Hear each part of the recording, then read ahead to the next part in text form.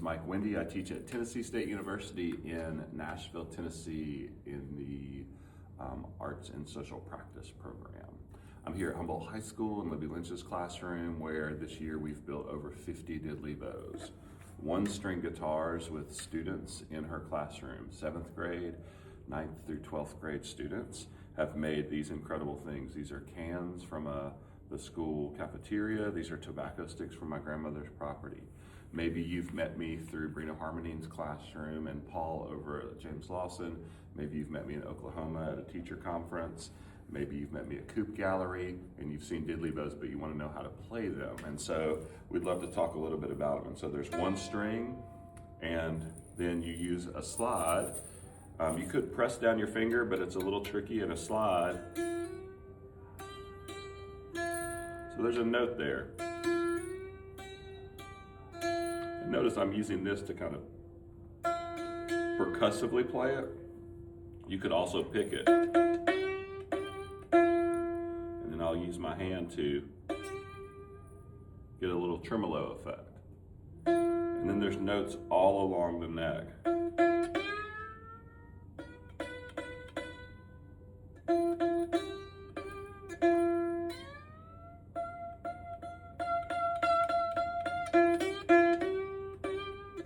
So if you just focused on those three,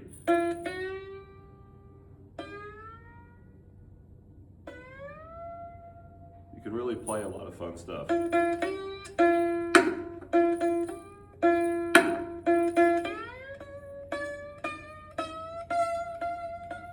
can really tremolo that.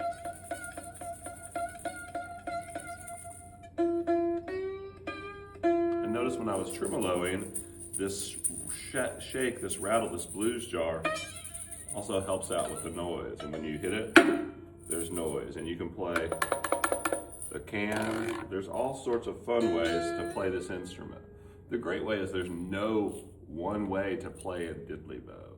It's a really fun instrument. I've noticed lots of students, when they pick up a diddley bow, they just become curious about it in a way that they wouldn't with the guitar. And so for anyone out here who wants to work with kids and play music with kids, but always is struggling with how do you get them to play, how do you get them to get over the fact that they don't know how to play something or won't be as good, a diddley bow really allows them to just start experimenting with the physical, sculptural parts of the instrument. And so you'll just find them kind of just moving around. I think it's because they don't feel like they're worried about scratching it. I think it's because it's in their head maybe not a real instrument because they built it. But there's something about that allows them to feel more comfortable just kind of experimenting.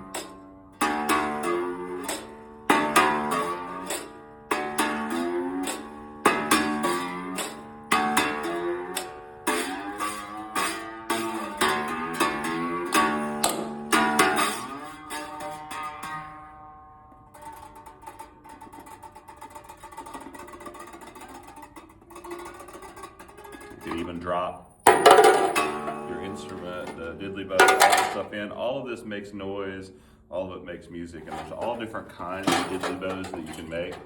The cans are great because it teaches students how to use the stuff from their lives, and so they've eaten food out of those cans if they're in a school cafeteria, but you can also go to places and find really cool boxes. This is from a Jack Daniel's whiskey box. And this one, they all sound different, but they all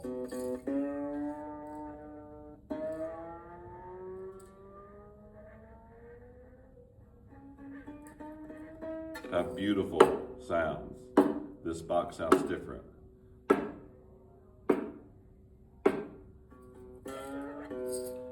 So it's really wonderful. If you need help, please reach out to myself, reach out to Libby Lynch, reach out to any of the teachers that I've worked with.